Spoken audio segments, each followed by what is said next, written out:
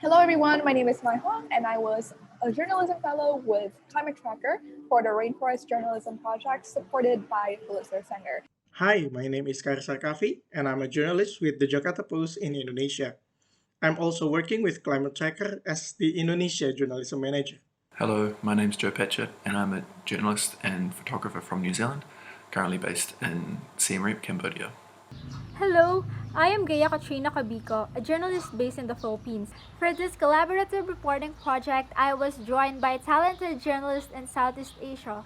Our stories highlighted efforts done by local communities in our home countries to bring back forests. We decided to focus on the community efforts on forest restoration because we thought this topic was still underreported. While many journalists and researchers have been reporting and focusing much about deforestation and forest destruction, few are looking on the efforts of restoring them. My reporting project was based in the Cardamom Mountains in southern Cambodia, one of the largest remaining virgin rainforests in Southeast Asia. This forest is often at risk of illegal land grabbing, poaching, and logging.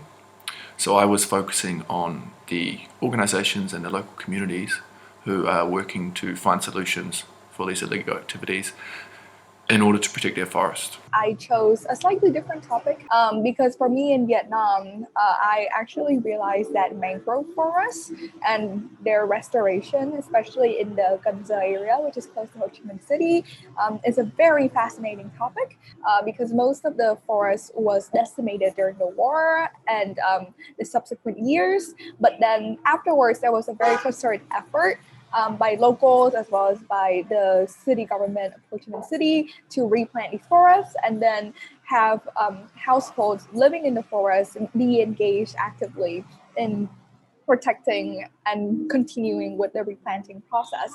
For my stories, I focused on efforts to bring back forests in Rizal province, which is just outside Metro Manila. For the first one, I wrote about the work of villagers in an upland community called Mamuyao who used to do slash and burn farming. They eventually participated in the government's National Greening Program and were awarded three contracts to reforest lands near their homes. For this grant, I reported on a forest restoration effort by communities in Banyuwangi and Jember in East Java for the Meru Betiri National Park.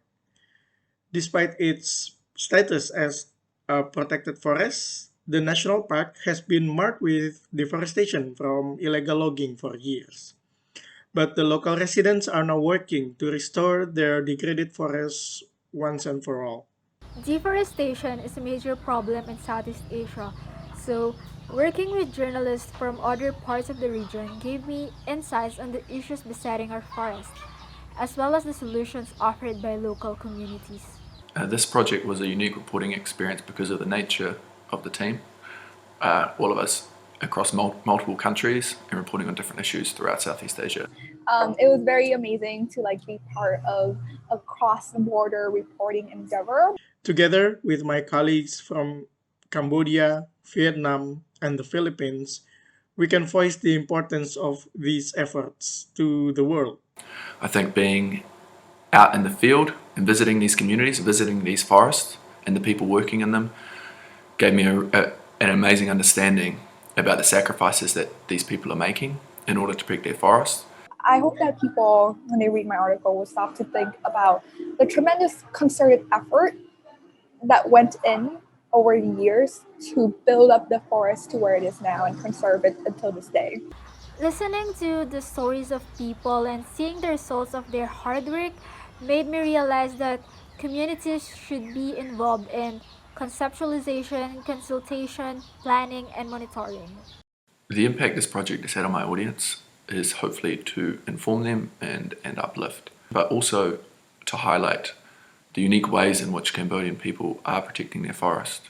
Because I think when people think of nature, they think it's just there and they take it for granted, right? But with this particular mangrove forest, it was really the hard work of people who conceived of the programs, people who participated in replanting the trees, in protecting them over nearly 4 decades now.